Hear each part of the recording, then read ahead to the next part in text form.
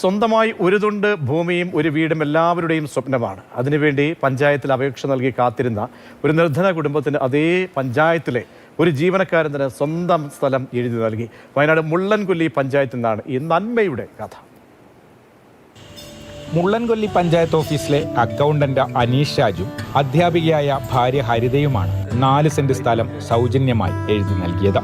Life പദ്ധതിയിൽ ഭൂരഹിത ഭവനരഹിത പട്ടികയിൽ ഉൾപ്പെട്ട കുടുംബത്തിനാണ് ഇവർ സ്വന്തം ഭൂമിയിൽ ഒരു ഭാഗം രജിസ്റ്റർ ചെയ്ത് നൽകിയത്.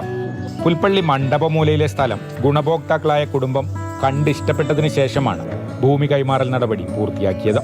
പഞ്ചായത്ത് പ്രസിഡന്റ് ലിസി സാബുവിനാണ് പ്രമാണം കൈമാറിയത്.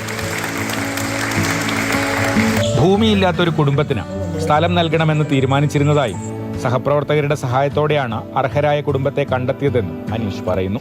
പലപ്പോഴും VO ഓഫീസിൽ വന്ന് വീടിൻ്റെ കാര്യം അന്വേഷിച്ച് മടങ്ങുന്ന ഒത്തിരി ആളുകൾ കണ്ടപ്പോൾ അവരെല്ലാം തടസ്സം എന്താണെന്ന് ചോദിച്ചപ്പോൾ വീടിനുള്ള ഭൂമിയില്ല എന്നുള്ളത് നമ്മളെ VOമാരെന്നോട് പറയുണ്ടായിരുന്നു. അപ്പോൾ അങ്ങനെ ആണെങ്കിൽ ഒരു കുടുംബത്തിനുള്ള വീട് വെക്കാനുള്ള ഭൂമി നൽകാൻ ഞാൻ തയ്യാറാണെന്ന് അറിയിക്കുകയും അങ്ങനെ ഒരു കുടുംബം വന്നപ്പോൾ അവരുടെ എന്നെ പരിചയപ്പെടുത്തുകയും ഞങ്ങളെല്ലാവരും കൂടി അവരെ സ്ഥലം കൊണ്ടുപോയി കാണിക്കുകയും ചെയ്തു.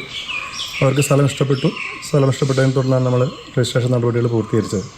പിന്നെ ഇതൊരു പൊതുപരിപാടിയായി നടത്താനൊന്നും ആഗ്രഹിച്ചിരുന്നില്ല. കാരണം ദാനം സ്വീകരിക്കുന്നതിൻ്റെ ആത്മാഭിമാനം വലുതാണ് എന്നുള്ളതാണ് നമ്മുടെ ചിന്താഗതി. അപ്പോൾ ഒരു രഹസ്യമായ ദാനമായിട്ടായിരുന്നു നമ്മൾ വിചാരിച്ചിരുന്നത്.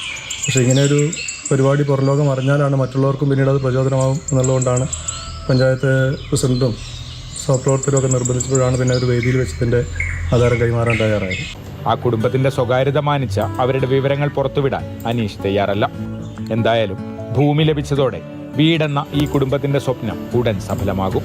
മാതൃഭൂമി ന്യൂസ്, വയനാട്.